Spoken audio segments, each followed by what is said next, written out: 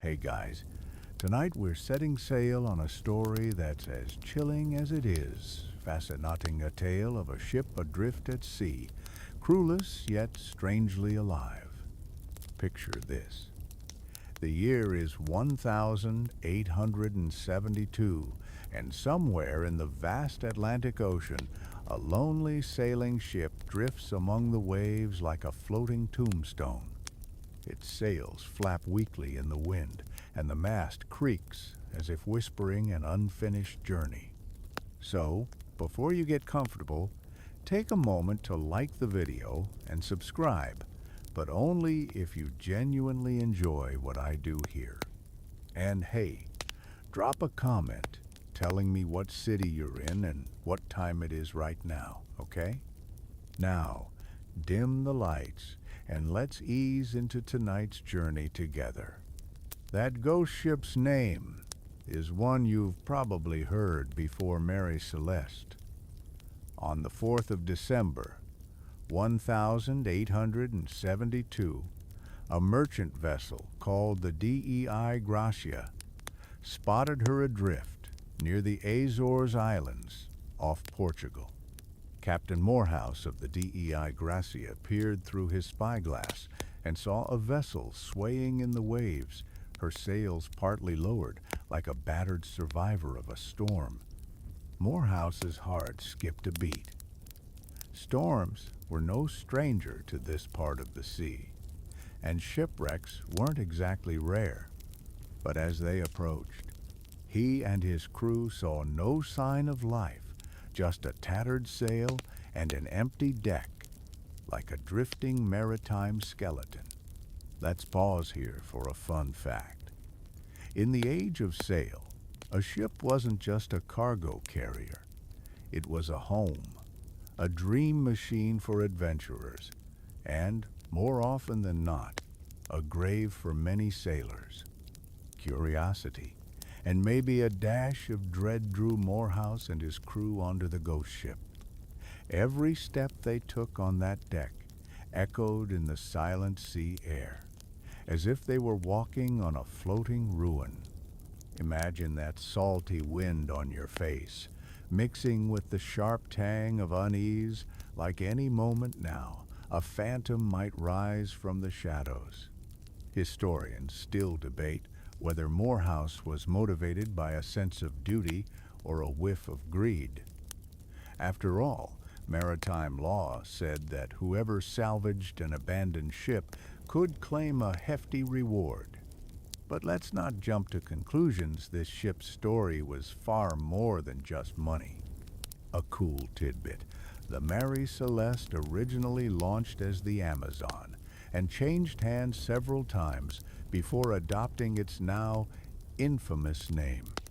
Some say that renaming a ship changes its luck, and boy, did this one get a generous dose of special luck. Some even claim the ship was cursed. As Morehouse and his crew paced the deck, they found the ship's wheels still tied with a frayed rope, as if someone had tried to steer her at the last moment, but failed. Ropes and torn canvas littered the deck, like props left behind after the curtain fell, each one a clue to the vanished crew's final moments. And then listen closely. The wind sighs at your ear, a sound that might be a deep-sea sigh or a story waiting to be told. The voyage ahead will peel back more mysteries, layer by layer, drawing the truth from the ocean fog. Are you ready? As you step aboard the Mary Celeste, you can't help but feel like you've walked into the aftermath of an unfinished performance. The deck beneath your feet creaks and tilts with every lazy wave, the wood worn smooth by countless boots that strangely aren't here anymore. You move slowly, your footsteps echoing like faint whispers, and suddenly you're inside the mystery. It's in this moment that Captain Morehouse, with a practiced sailor's eye, takes stock of the scene. He's no stranger to abandoned vessels, but this one is different. The lifeboat is missing. The sails are in partial disarray, but not shredded the way a full-blown Atlantic storm would usually leave them.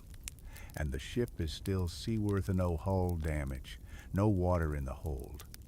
It's as if the crew just vanished. One thing that catches Morehouse's attention is the ship's logbook, left open on the captain's desk. He flips through its pages carefully, scanning for the last entry. The 25th of December, it says, in neat, steady handwriting. A Christmas entry, almost poetic.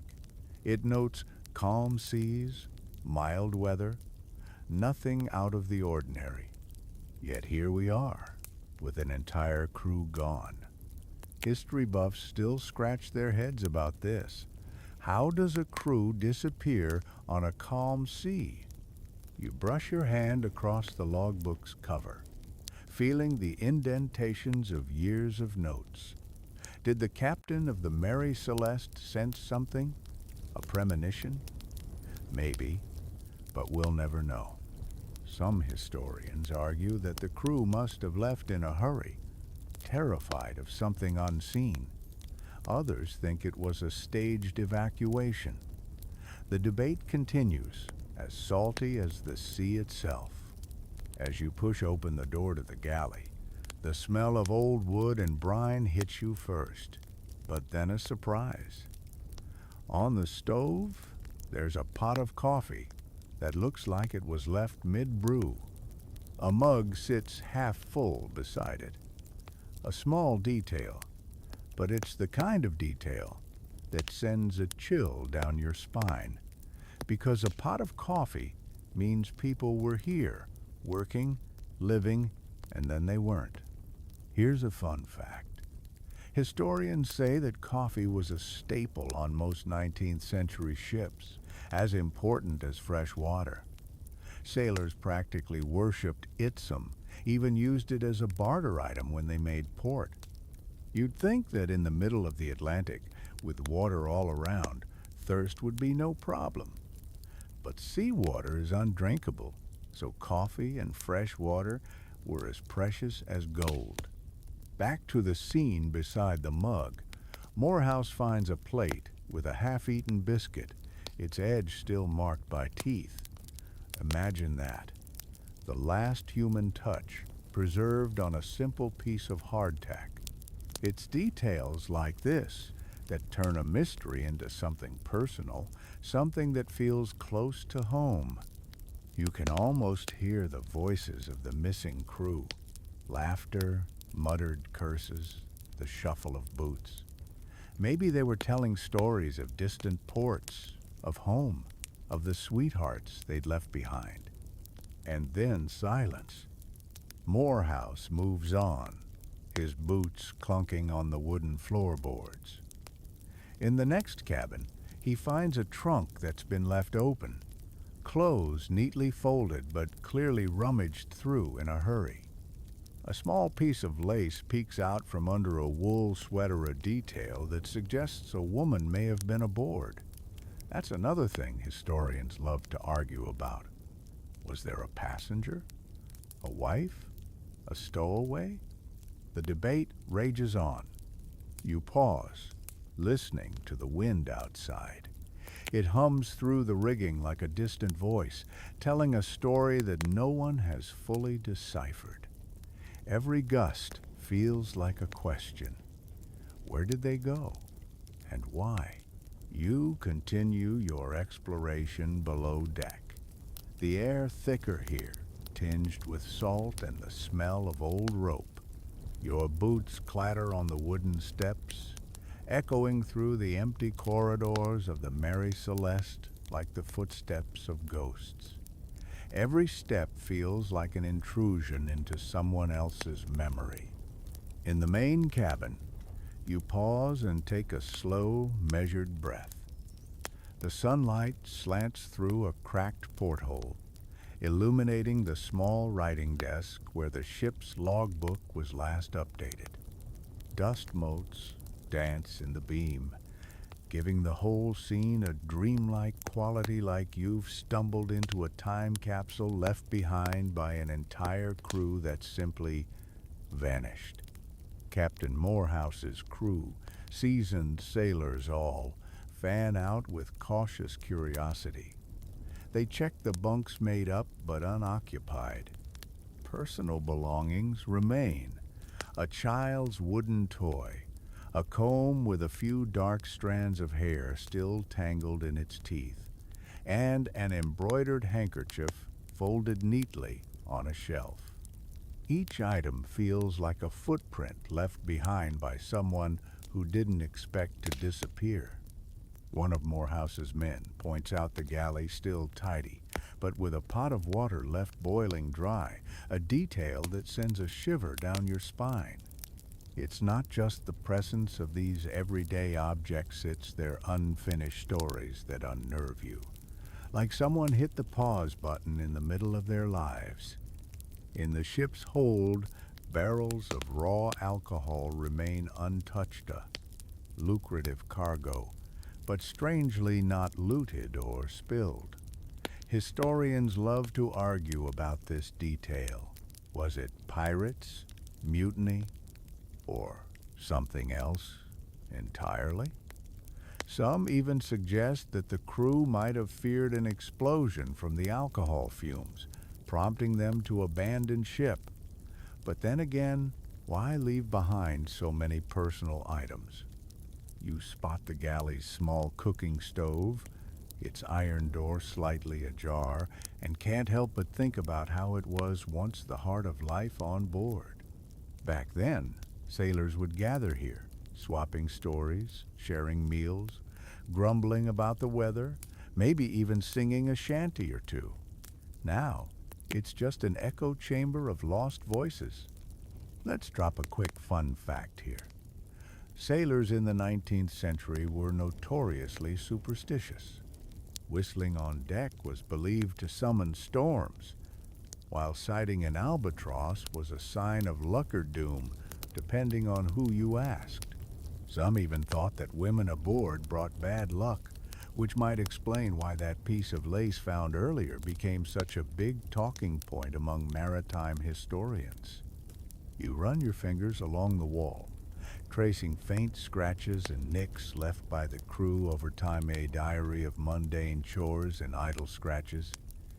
It's almost comforting, like fingerprints in an old house. But here, comfort feels like a fragile illusion. Morehouse's crew finds no sign of a struggle, no blood, no overturned furniture, no bullet holes or broken glass, just an eerie, ordered silence that feels wrong.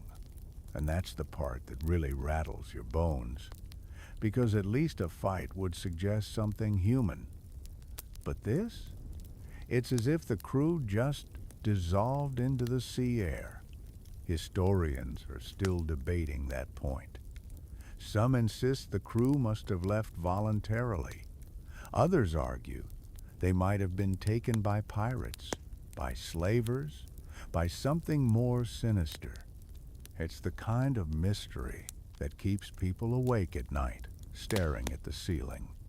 You stand there, imagining the last moments of those sailors.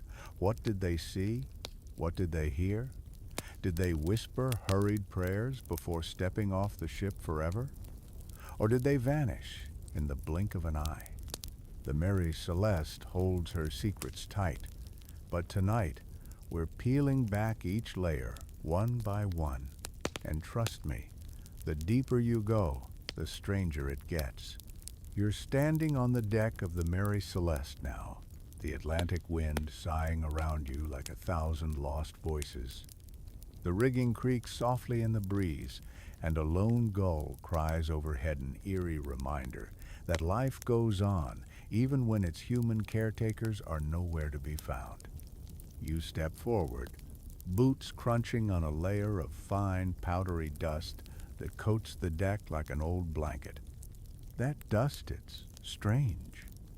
In a place constantly swept by wind and salt spray, you wouldn't expect so much of it. But here it is, collecting in corners and along the railing like the ship itself has been abandoned for years rather than weeks. Historians have always puzzled over this detail.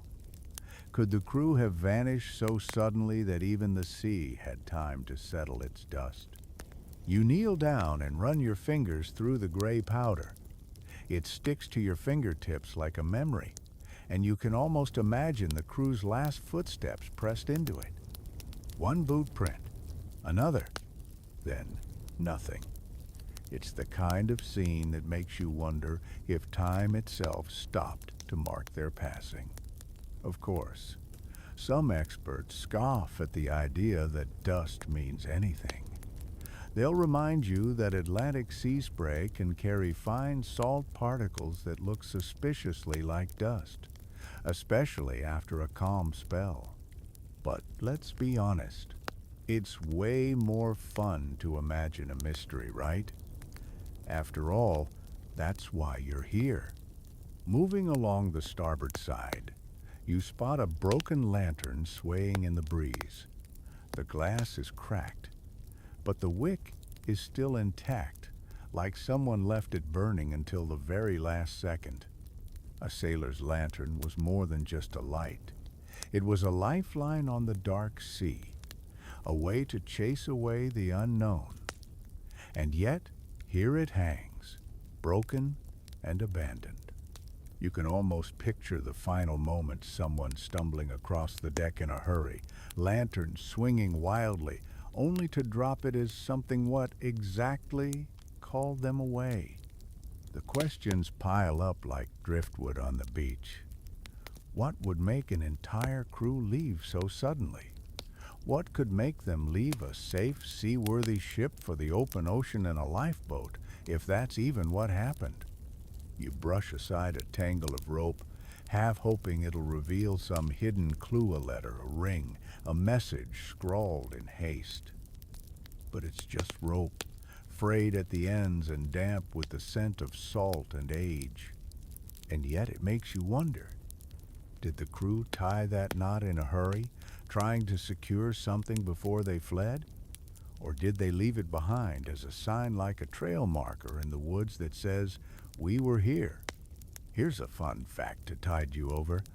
Sailors in the 19th century often carved little marks or symbols into the ship's railing, or mast's a name, a date, a lucky star. Some historians have found these marks on other ghost ships, like little breadcrumbs left by vanished sailors. On the Mary Celeste, though, no such marks have ever been found. Just that silent dust and that broken lantern. Academics still argue about whether the crew's disappearance was due to foul play or natural causes. Some say it was a pirate attack, though no sign of violence was ever found. Others point to the barrels of alcohol below deck, suggesting the crew might have feared an explosion and abandoned ship in panic. The theories swirl like the Atlantic fog, each one more tantalizing than the last. You stand up, brushing off the dust from your knees, and let the wind ruffle your hair. The sun is setting now, casting a pinkish glow across the sea. It's beautiful and a little lonely, because in that glow, you can almost see shadows of the crew moving across the deck, going about their duties, unaware of the mystery that would forever link their fates to this drifting ship. The Mary Celeste rocks gently beneath you, creaking like an old wooden cradle, and for a moment you swear you hear a voice, a laugh, maybe, or a sigh carried on the wind. But it's probably just your imagination. You follow the faint path of dust and broken rope until you reach the captain's quartersaw place that should hold answers, or at least a clue. The door hangs slightly ajar, creaking on its hinges like it's been waiting for you. You push it open slowly, half expecting a sudden gust of wind or a cold breath of something unseen. But it's quiet, almost too quiet. The small cabin is neat in a way that suggests routine. A heavy oak desk is bolted to the floor. A brass oil lamp sits cold and dark on its surface, and above it, pinned to the wall, is the ship's logbook fluttering open in the breeze from the cracked window. You step closer, drawn by a strange sense of anticipation, like you're about to peek into someone's private thoughts. The logbook is old but well kept, its pages filled with tidy, slanted handwriting. You scan the most recent entries, noting the date the 25th of November, 1872, just days before the Mary Celeste was found adrift. Captain Benjamin Briggs, a respected sailor with a reputation for being calm and steady, records nothing alarming: fair winds, calm seas. The cargo, 1,701 barrels of industrial alcohol, secure and undamaged. It's all routine, and that's what makes it unsettling. Because routine means normal, and normal doesn't just vanish. Historians still debate whether those barrels could have leaked fumes, creating a fear of explosion so intense that the crew abandoned ship. But here's the twist. No trace of a fire was ever found, no soot, no scorched wood. It's one of those details that keeps the mystery alive. Your fingers trail over the open page, feeling the slight indentations of the pen like you're touching the captain's final words. Then, a small detail catches your eye. A torn scrap of paper wedged between the pages. It's yellowed, fragile, and as you unfold it carefully, you see a short note scribbled in a hurried hand. Check the barrel's strange smell. That's it. No signature, no explanation. Just those 4 words hanging in the air like a ghostly echo. And speaking of echoes, here's a fun fact.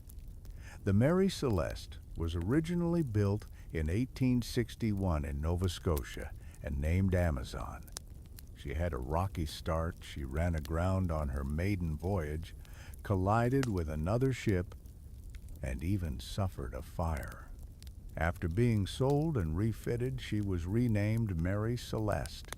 But the superstitious among sailors say that a ship that starts unlucky stays unlucky. Maybe she was cursed from the beginning. You tuck the note back into the logbook and glance around the cabin. There's a small cot with a folded blanket, a pair of boots neatly placed beneath it. It's the sort of orderliness that makes the sudden disappearance of the entire crew even harder to grasp. If there had been a panic, wouldn't there be signs of chaos? Overturned chairs? Scattered belongings? But no, everything is in its place. The only thing out of place is the human presence that should be here but isn't. Historians argue endlessly about the cause of this mystery. Some suggest piracy, though no valuables were taken. Others think it might have been a sudden sea quake, or a waterspout that convinced the crew the ship was doomed. But every theory has a hole in it, and the Mary Celeste drifts on through history like a question mark carved in wood. You close the logbook, letting its pages sigh shut, and imagine Captain Briggs' steady hand writing those last calm words before everything changed. Outside, the sea hisses against the hull, and the wind whispers something you can't quite catch. Maybe it's the ship itself, trying to tell you its story. Down below deck, the air thickens like old velvet damp, heavy with the scent of salt and something else, something that clings to the walls and seeps into your lungs. You move slowly, your lantern casting a jittery glow that dances across stacked barrels, old crates, and shadows that seem to lean in to listen. You pause at a low table in what must have been the crew's mess area. A half-eaten loaf of bread sits on a wooden plate, a neat bite taken from its edge. Nearby, a few crumbs scatter like a trail that leads nowhere. The bread is stale now, but you can almost picture a sailor's calloused hands breaking it in two, maybe sharing a joke or complaining about the cook's heavy hand with the salt. And then gone. The last bite left behind, like a question mark. Morehouse's men had noticed this detail too. The presence of fresh relatively fresh food, a pot of coffee, half drunk, a cup resting at the edge of the table, as if someone had been about to lift it and then just didn't. Even the galley's small stove was still warm when they first boarded. Historians point to this as proof that the crew left in haste. But why? Here's where the footprints come in. You lower your lantern and shine its light on the wooden floor. Damp footprints, some small, some larger, snake their way across the planks, fading here and there like uncertain memories. They lead toward the main deck ladder and then vanish at the base of the steps. It's as if the crew simply walked out of the story and left you behind to piece it together. Some experts think the footprints might have been made by Morehouse's men when they boarded. Others argue that the prints are too haphazard, too chaotic to be the methodical steps of a salvage crew. It's one of those details that keeps historians up at night. I mean, a good mystery always leaves room for debate, right? Fun fact: sailors in the 19th century believed footprints could carry bad luck, death steps, they called them. If footprints pointed the wrong way, they feared it meant misfortune, even mutiny. On the Mary Celeste, the prints lead nowhere, like the story itself, a trail that dissolves into thin air. You stand there, following the footprints with your eyes, half expecting to see them pick up again in the darkness. But they don't. Instead, they vanish like breath on a cold mirror. That's the kind of thing that gets under your skin. Because footprints are proof that someone was here, and the fact that they just stopped makes the hair on your neck stand up. You wander deeper into the galley area, lantern swaying, and find a small pile of plates stacked neatly on a shelf. One has a chip along the rim. Another is stained with what might have been stew. Each plate is like a tiny time capsule, holding a moment that refused to fade. If the crew left in panic, why take the time to stack plates? Why not just run? Historians are still split on that one. Some think the crew might have thought they'd be returning, just stepping out for a moment to investigate a noise or a strange smell. Others argue that perhaps the calm appearance of the mess area is a ruse. Maybe it was staged to look normal after the fact. Either way, the plates sit there, mute witnesses to something we still don't fully understand. You let out a slow breath, listening to the creak of the ship's beams, the sigh of the sea against the hull. Everything feels heavy here, as if the walls themselves are trying to keep their secrets. The footprints, the half-eaten bread, the coffee pot, they're all pieces of a puzzle that may never fully come together. But that's what makes a ghost ship, right? It's not just the mystery of the missing crew, it's the way the ship itself seems to remember, even when no one else is left to tell the tale. You lift your lantern and let its flickering light guide you to the navigation tabla, sturdy wooden surface stained by time, sweat, and the salt of 1,000 voyages. Spread across it is a large, well-worn sea chart, edges curled like a dried leaf. As you lean in, you notice that this chart isn't just any map of the Atlanticid. littered with curious notations, red ink circles, and smudged pencil marks that look like they were made in a hurry. You trace one of those circles with your fingertip. It's a spot just northeast of the Azores, an area known for unpredictable weather and the occasional rogue wave. But that's not all. Along the margins, some probably Captain Briggs scribbled strange symbols. A triangle with a dot in the center, a jagged line that might be lightning, and what looks like a pair of small crosses. You pause, raising an eyebrow. These markings aren't standard nautical symbols. They feel personal, almost like a sailor's private code. Historians still can't agree on what those symbols meant. Some suggest they might have marked sightings of unusual sea conditions. Others think they could have been a private system for logging celestial events. There's even a theory whispered in maritime circles, that they were protective marks, charms against bad luck. Superstition ran deep among 19th century sailors, after all. Bad weather, unexpected sickness, even a bird landing on the mast at the wrong time, any of it, could send a crew into a spiral of fear. And let's not forget the cargo, barrels of industrial alcohol stored in the hold. That much highly flammable material would make even the steadiest captain nervous. A single spark, a lightning strike, or even a careless match could turn the Mary Celeste into a floating powder keg. Some scholars suggest that the crew might have detected a gas leakage. The scribbled warnings on the map hand fled the ship temporarily, only to be lost at sea. But if that's true, why didn't they come back? You lean closer and catch a faint whiff of old ink and salt like a message preserved in amber. You imagine Captain Briggs standing here, pencil in hand, staring at that map with a furrowed brow. Did he sense something? A premonition of danger?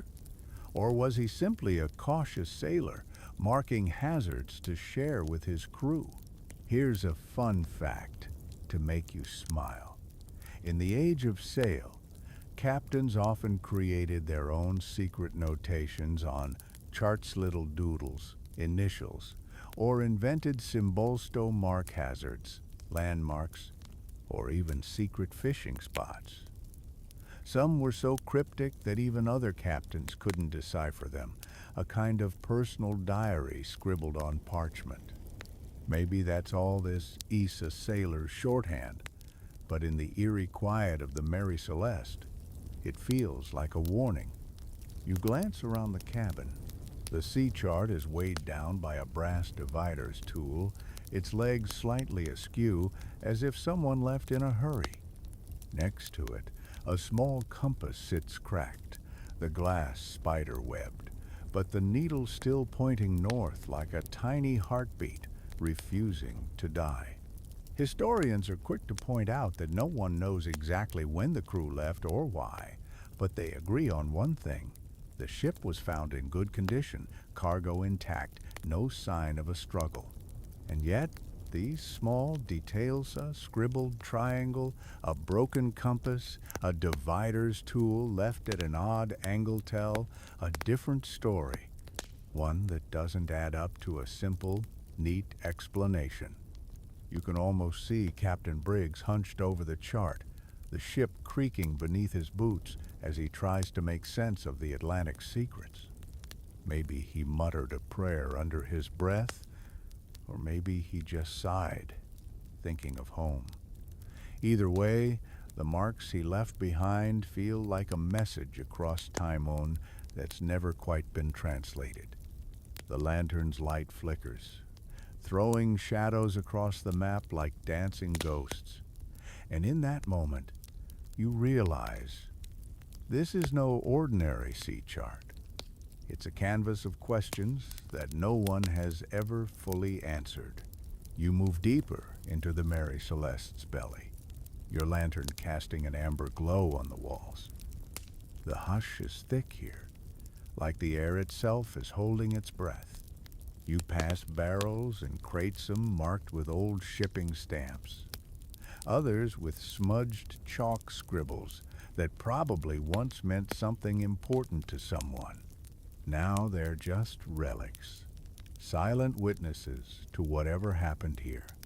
Near the radio room, though, back in 1872, it would have been a cramped nook with a primitive telegraph set you pause. The equipment is simple by today's standards.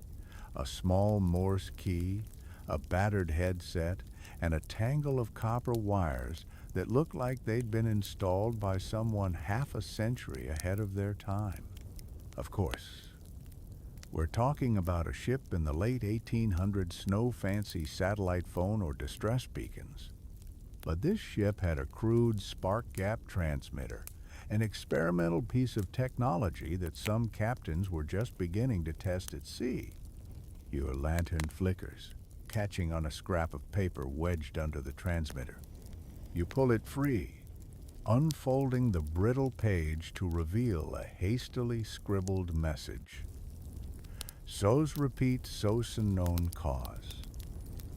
The letters are shaky, like the hand that wrote them was trembling. There's no signature, no date, just that chilling universal distress colon that, even in those days, sailors recognized as the last desperate cry for help. Historians still debate whether this note was genuine. Some argue that spark-gap transmitters weren't reliable enough in 1872 to send a real SOS, which wasn't even officially adopted until the early 1900s.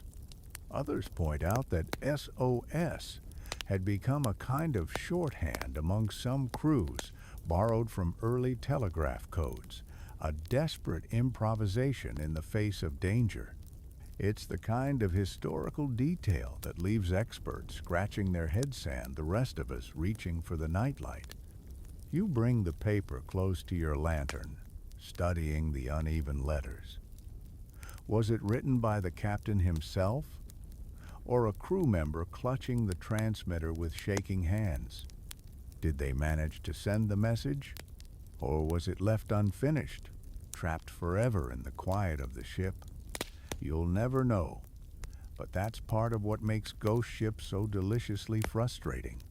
Here's a fun fact to break the tension.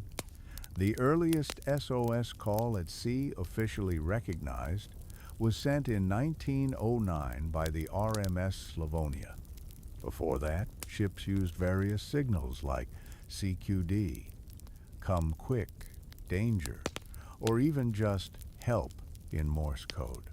But some captains and radio operators experimented with different distress calls long before they were standardized, scribbling them in logs and scrawling them on walls. On the Mary Celeste, this note feels like a desperate voice from the past, a soundless echo that still hums in the silence. Your fingers brush the edge of the transmitter, feeling its cold metal and imagining the static that might have crackled through it. Was it ever switched on? Did the crew cluster around it, hoping for rescue that never came? Or did they leave it behind in their rush to abandon ship, leaving only this paper ghost of a call for help? You lift your lantern and scan the walls, half expecting to see more notes, more scribbled pleas, but there's nothing, just the shadows dancing like curious onlookers. The ship is quiet, except for the gentle lap of water against the hull, a rhythm that sounds almost like breathing. Historians agree on one thing. No official record of a distress call from the Mary Celeste ever reached another ship. No one responded. No lifeboats were ever found. It's as if that single message, "so's unknown cause," was written and then swallowed by the sea. You step back, the lantern's glow shrinking to a soft halo around you. The transmitter sits cold and silent, a relic of an unfinished story. And in the stillness, you wonder, if you'd been here that night, would you have heard the spark of a signal that never arrived? You climb back up to the main deck, your boots thudding softly against the worn wooden boards. The night air is sharp, carrying the tang of salt and something older, a kind of melancholy that clings to every plank. You pause near the helm, where the ship's large brass clock hangs crookedly on the wall. It's a beautiful piece, intricately crafted, its once golden hands now dulled by time and sea air. You lean in to inspect it. The clock's glass face is cracked, but the hands are frozen at a precise time. 8:21. The second hand is missing, leaving only a faint outline where it used to tick the passing moments. Something about that frozen time sends a shiver down your spine, like the final heartbeat of a story that stopped too soon. Historians love to argue about that clock. Some think it's just a detail, a timepiece that broke during the storm or rough seas. Others insist it's a vital clue. Did the ship strike something at that exact time? Did the crew hear something that made them run for their lives at 8:21? Or did the clock simply wind down, a mechanical heart that stopped ticking for no reason at all? The debate continues like a restless ghost at the back of every maritime historian's mind. You brush a finger across the cracked glass and imagine Captain Briggs standing here, checking the time, maybe making a note in his logbook. He would have known every tick of that clock by heart.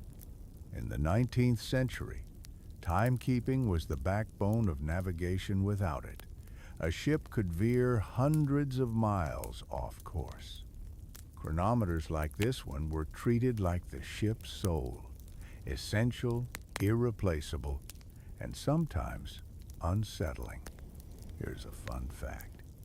In the age of sail, captains often set their clocks using the noon sight, a daily ritual that involved measuring the sun's highest point in the sky to calculate longitude. It sounds romantic, but imagine the pressure of knowing your entire voyage depended on a brass clock and a sliver of sunlight. If that clock failed, well, let's just say sailors didn't sleep easy. You glance around, half expecting to see Briggs's careful handwriting on the wall, but all that's left is a small brass plaque with the shipbuilder's name and date. Mary Celeste, 1861. That was the year the ship was first launched as the Amazon. Another name, another identity, one that some say carried its own curse. You sigh, turning back to the deck. The air feels heavier now, as if the ship itself is holding its breath. That stopped clock is more than just a mechanical relic. It's a symbol of everything that makes this story so unsettling. Because it's not just a timepiece, it's a question mark, frozen forever at 8:21. You step to the rail, peering out at the dark sea. The waves are calm tonight, but in your mind's eye, you can almost see them rising, great black swells that tower over the deck, threatening to swallow the ship whole. Maybe that's what the crew saw. Maybe that's what made them run. Or maybe, like that clock, their fate was wound tight and then suddenly stopped. Historians can't agree on that part either. Some say it was a waterspout, a spinning column of sea and wind that can appear without warning, enough to make even the bravest sailor leap for the lifeboat.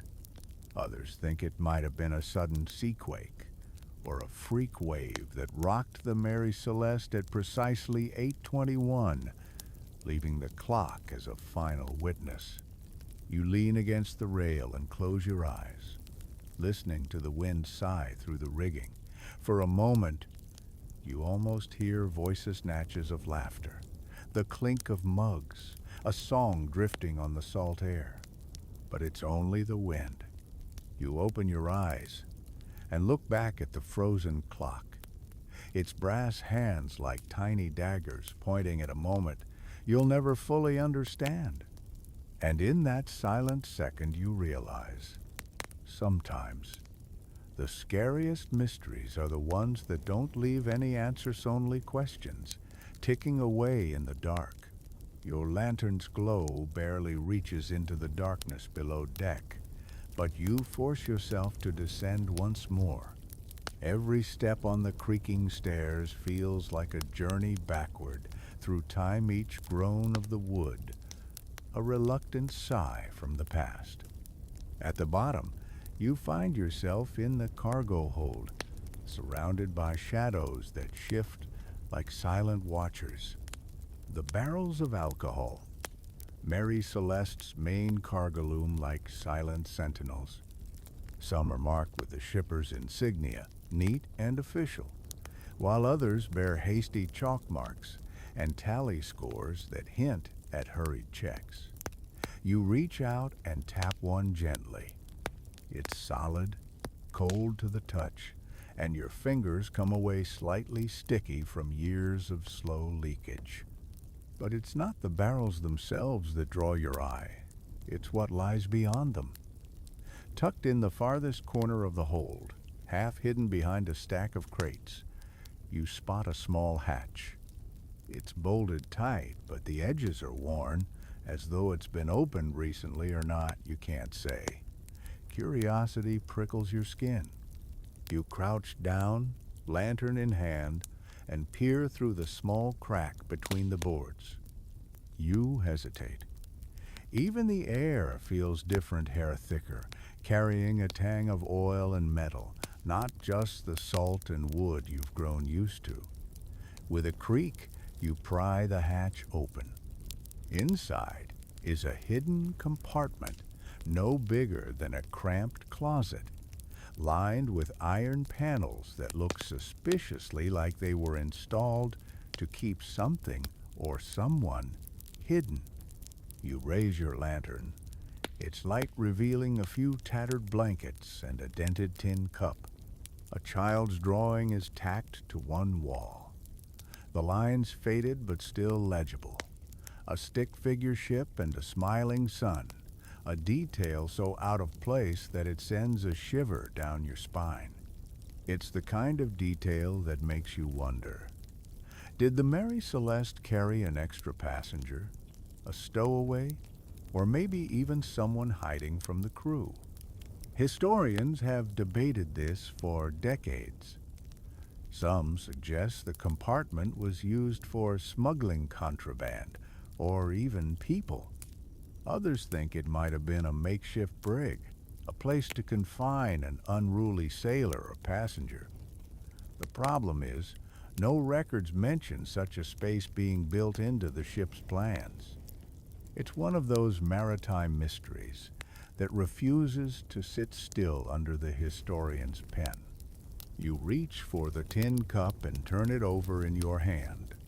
A name is etched faintly into the metal. A.L. The letters are small, hesitant, like they were scratched in secret. Who was A.L.? A sailor? A child? Or someone else entirely?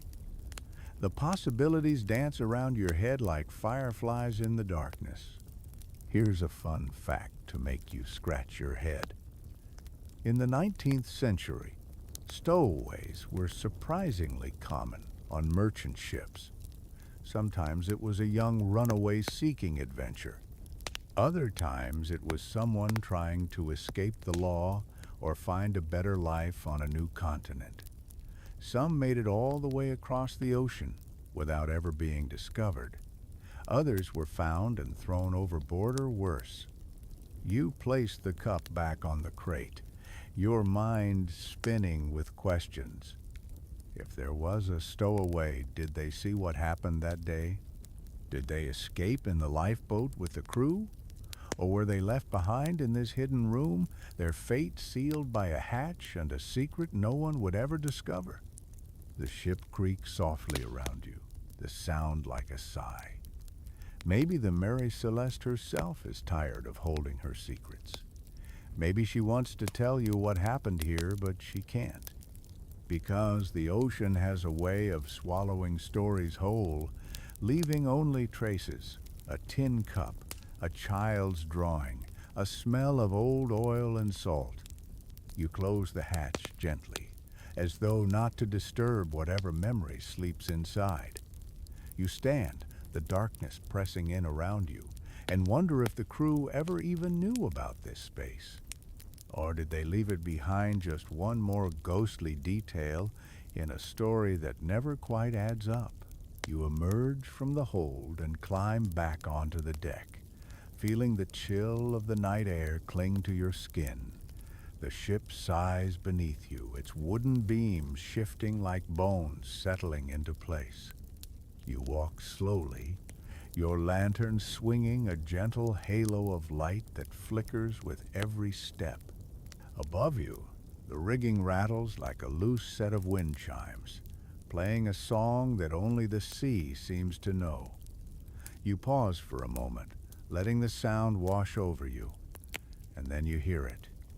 A whisper, so faint it might just be the wind, but too deliberate to ignore. It threads through the rigging and drifts across the deck, tickling the edges of your consciousness. You turn your head, trying to catch it. A word, a sigh, you can't be sure. But in that moment, the ship feels alive in a way that makes your heart thump a little harder. You tilt your head, listening. The whisper comes again like a hush meant only for you. Leave. It's easy to dismiss it as a trick of the Minda-tired sailor's fancy. After all, loneliness and darkness have a way of bending the senses. But then again, the Mary Celeste is no ordinary ship. Sailors of her day believed that some vessels, especially those with tragic past shelled onto the echoes of the voices that once filled them. Maybe, just maybe, the Mary Celeste is one of those ships. Historians, of course, roll their eyes at the idea. Seamen's tales, they call it. Yet they can't deny the legacy of superstition among sailors who feared the sea as much as they respected it. Whistling on deck, it was said to summon storms. Dropping a knife, a sign of mutiny to come. Even dreaming of rats was enough to set a man's nerves on edge. In that world, a whisper on the wind wasn't just a whisper, it was a warning. You step forward, peering into the shadows where the rigging disappears into the night sky. The moon is thin tonight, a silver hook that barely lights the deck. You tighten your grip on the lantern and scan the ropes and pulleys. Nothing moves. But still, that whisper seems to linger in the air, a sound just out of reach. You wonder what it must have been like on that final night. Did the crew hear the same voice you're hearing now? Did they stand just as you are, with the deck creaking beneath their boots, wondering what invisible hand might have brushed their shoulder? Some believe the men were driven to panic by hallucinations brought on by alcohol fumes or spoiled rations. Others think something more, let's say, unseen might have stalked them, driving them to abandon the ship in a moment of mass hysteria. You pause to take in the small details that might have escaped you earlier. A coil of rope frayed at the edges looks like it was hastily dropped. A piece of paper, damp and stuck to the deck, has blurred lines that might once have been words. You stoop to pick it up, but it crumbles in your fingers like old lace. Everything here feels fragile, as if one strong gust might blow the whole story away. Here's a quirky tidbit to lighten the mood. Did you know some 19th century sailors believed that a ship could literally have a soul? They'd talk to her in storms, whisper apologies for harsh treatment, even leave small offerings to keep her happy. The Mary Celeste, given her troubled history, would have been exactly the kind of ship to inspire that kind of superstition. You lower your lantern, watching its light stretch across the deck. The whisper is gone now, swallowed by the night, but it leaves behind a hush that feels intentional, like the ship is waiting for you to ask the right question.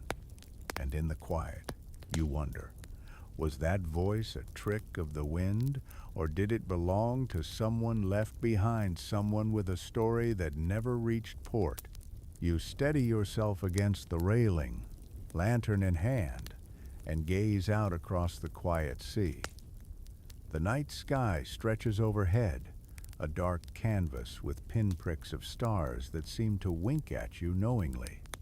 The water is calm, no too calmant. You get the feeling that this part of the journey is less about what's here and more about what's been left behind. Turning back to the deck, you let your light sweep across the wooden boards. Every ship has a history, but the Mary Celeste's is particularly tangled. She wasn't always known by this name.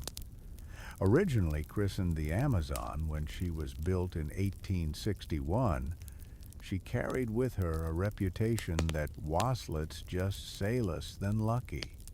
She ran aground on her maiden voyage, caught fire in port, collided with another ship. It's like she had a personal vendetta against smooth sailing. It's no wonder, then, that sailors whispered about her being cursed. Even after she was refitted, sold, and renamed, the shadow seemed to follow her. Some say a name change brings bad luck at sea. Others believe it can shed a vessel's past like a snake's skin. But for the Mary Celeste, maybe the ghosts came along for the ride. Your lantern's glow catches a small brass nameplate nailed to the door of the captain's quarters. Captain B. Briggs. The name shines dully in the lamplight, a reminder that this was his domain, a place of command, decisions, and no doubt, heavy responsibility. Benjamin Briggs was known as a devout, level-headed man, not the sort given to flights of fancy. Yet here we are, standing on his abandoned ship, trying to understand why a captain so meticulous would leave his vessel to drift alone. You push the door open gently and step inside. The room smells of salt and old wood, a place where time itself seems to have curled up for a nap. A small chest rests at the foot of the bunk. You kneel and lift the lid, half expecting to find a final clue. Inside are simple things: a pair of neatly folded shirts, a leather-bound Bible, and a small portrait of a woman and child his wife Sarah and daughter Sophia left behind in New York. That's the part that always gets me. Briggs didn't just sail off into the unknown. He left behind a family, a life, a promise to return. It's easy to forget that when we talk about ghost ships, we're talking about people, flesh, and blood, with hopes and dreams and worries about dinner or the next port. Yet, historians often debate whether Briggs was too cautious, too trusting, or too unlucky. Some even argue that he might have abandoned ship because of hallucinations or paranoia triggered by the ship's cargo's barrels of industrial alcohol, but no one knows for sure. The theories dance like shadows in the lamplight. Here's a curious fact. The Mary Celeste wasn't the only ghost ship of her time.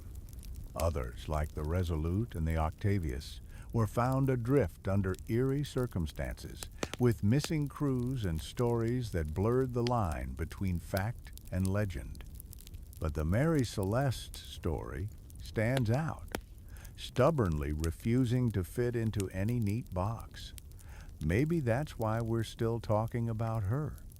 You close the chest and stand, letting the lantern's glow settle on the simple cot. You picture Briggs here, reading his Bible by lamplight, writing a letter to Sarah, maybe checking his charts one last time. Was there a moment, just a heartbeat, when he felt something was off? Something in the wind, in the creak of the hull, in the sudden silence of the crew? Whatever happened next, it left his ship adrift, a question mark on the sea.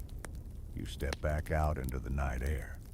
The wind picks up, carrying a salty tang and the faintest hint of something else. Memory? Regret? Or maybe it's just the ocean, reminding you that some stories will never give up their answers. The Mary Celeste was more than a ship, she was a floating chapter of human history, a reminder that sometimes the sea keeps her secrets. And sometimes, if you listen just right, she lets them whisper to you through the rigging. You wander back across the deck, the wood groaning beneath your boots like it's telling you a secret only the sea can understand. Your lantern's glow throws crooked shadows that dance along the railings and rigging, painting stories across the salt-stained boards. Every ship has its history, but few have sparked as many arguments as the Mary Celeste. You pause near the mainmast, feeling the hush of the Atlantic pressing in. This ship, this drifting question mark, has been at the center of maritime debates for over a century. Theories swirl like gulls over a fishing boat, each one pecking at the edges of the mystery but never quite reaching the heart of it. Historians, you see, are a bit like stubborn sailors themselves, always eager to chart a course through choppy waters, never quite agreeing on the destination. Some cling to the theory of alcohol fumes, a plausible explanation. They say that the cargo leaked noxious gases, sparking panic among the crew.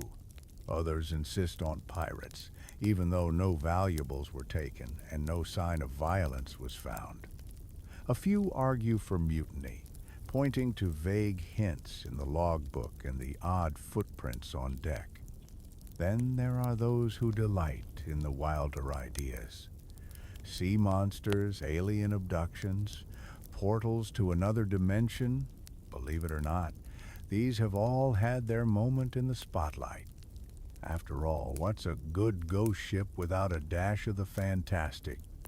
Even respected historians have found themselves scratching their heads at the gaps in the story. The Mary Celeste is the kind of mystery that refuses to fit neatly into any single theory. You lean against the railing, the wind tugging at your coat, and remember reading that some maritime scholars believe Captain Briggs was simply too cautious to risk his family's life. They say he might have ordered an evacuation to the lifeboat, expecting to return once the danger passed, only to be swept away by the Atlantic's unforgiving currents. But then, why leave so many personal belongings behind? Why leave the ship in such neat order, as though he expected to be back in time for supper? You sigh, your breath misting in the cold night air. The theories clash like waves on a rocky shore, each one leaving a little salt behind, but never quite washing the mystery clean. It's the kind of thing that keeps historians awake at night and keeps storytellers like me coming back for more. Here's a fun tidbit.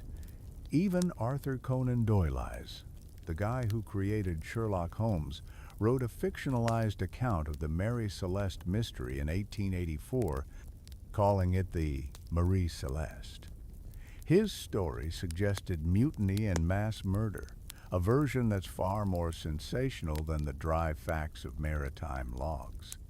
But even he couldn't resist the pull of this ghost ship's enigma. You take a slow walk down the deck, your lantern casting pools of light that reveal more questions than answers. A scrap of rope, a half-tied knot, a water barrel that's still half full. Each detail is a puzzle piece that doesn't quite fit.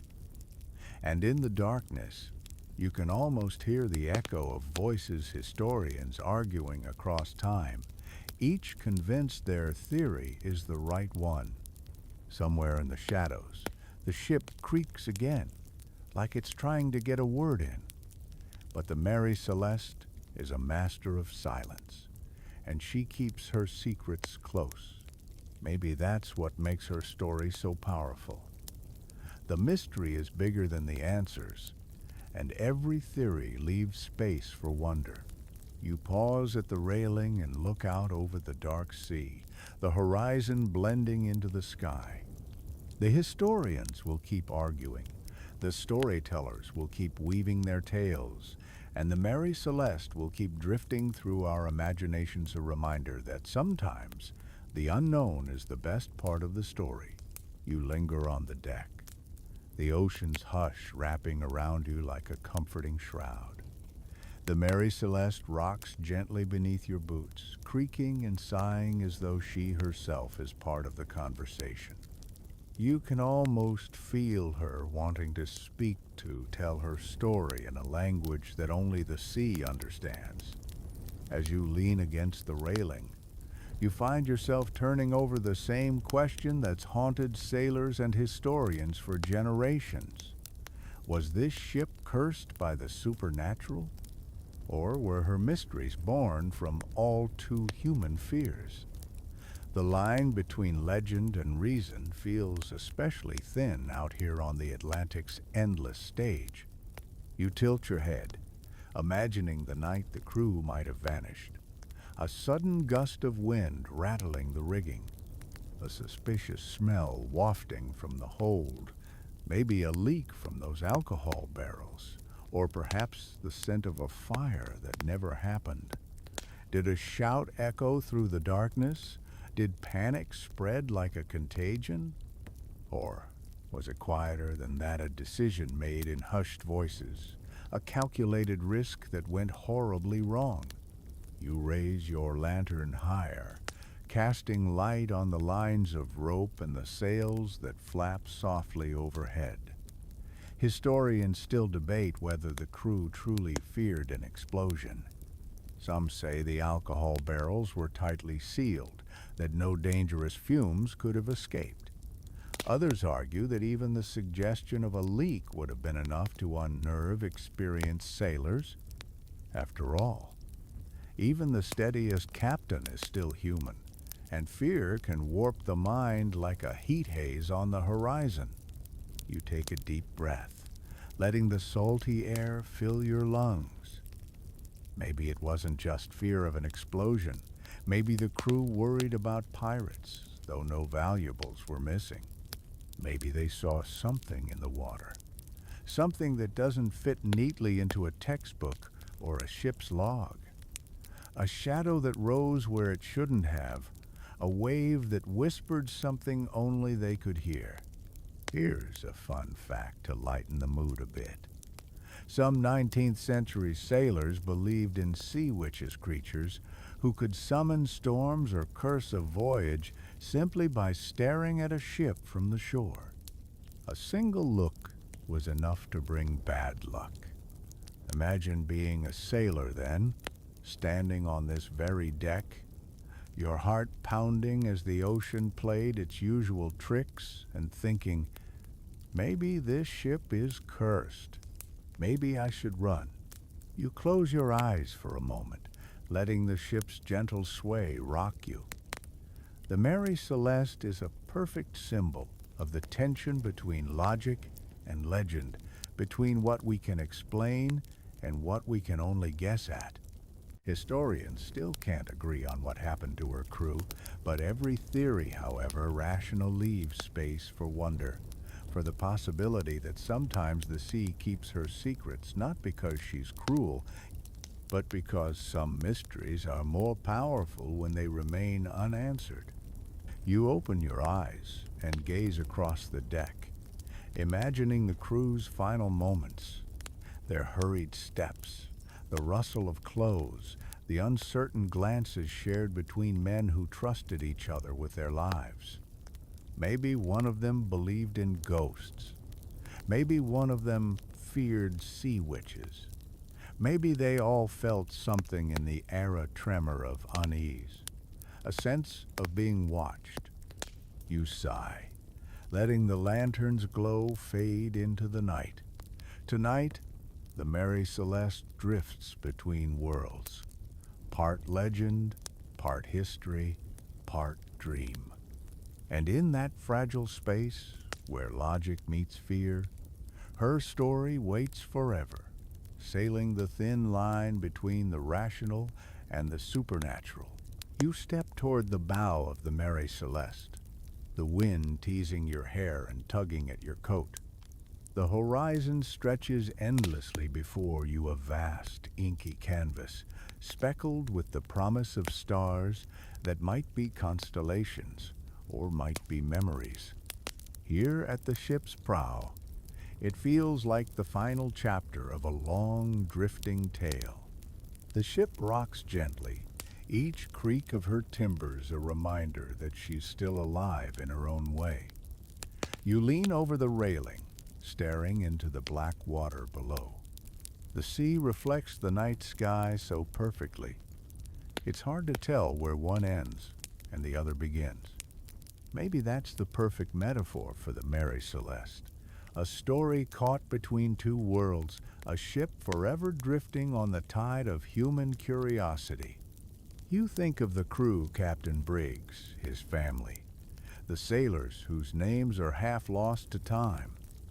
Their story has become a legend, a cautionary tale, and a ghost story all in one.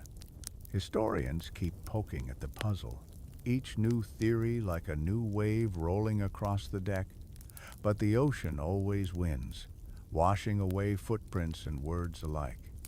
As you walk slowly back toward the main mast, the shadows lengthen around you. The lantern in your hand sputters slightly, like it's running out of breath. You pause at the mast, tracing a finger over the grooves cut into the wood by years of rope and human hands. Did a sailor stand here, looking out into the night, dreaming of home? Did he see something alight on the horizon, a shape in the water that made his heart freeze? Historians still can't agree. Some say the lifeboat was launched in panic and was lost at sea, the crew carried away by a sudden squall or an unexpected current. Others think the lifeboat might have overturned near the ship, the crew perishing within sight of their floating home. The Mary Celeste herself was found adrift, her sails flapping like a ghost's tattered cloak. You take a slow breath, the salt air filling your lungs, and wonder if the crew, wherever they ended, whoever found peace. Did they survive a little longer, clinging to the lifeboat's hull before slipping beneath the waves? Or did they simply vanish in the night, leaving only this drifting riddle behind? Here's one last curious fact to tuck into your mind before we close the lantern. The Mary Celeste was refitted and put back into service after she was salvaged. But no crew ever felt quite right aboard her again. She changed hands repeatedly, and every voyage seemed to bring bad luck, crew desertions, cargo losses, near wrecks. Eventually, she was deliberately run aground for the insurance money. Even then, she refused to sink quietly. She broke apart on the rocks, fighting the ocean to the bitter end. Some ships, it seems, just don't know how to die. You lift your lantern one last time, letting its glow sweep across the deck. The wind sighs through the rigging, almost like a voice bidding you farewell. You close your eyes for a moment, imagining the Mary Celeste sailing on forever searching, forever whispering secrets that no one can fully hear. You take a step back, letting the darkness embrace the ship once more. And in that hush, you realize that some stories are meant to stay mysteries like footprints in the dust, or the sea itself, or the way a ship's name can linger in the wind long after her crew is gone. Now, as the waves lap gently at the hull, it's time to leave the Mary Celeste to her eternal drift. Her journey never really ends sit, just waits for the next dreamer to step aboard and listen for the echoes. The lantern dims, the ship creaks and sighs, fading into the hush of the night. You let the glow slip away, closing your eyes as the darkness draws around you like a warm blanket.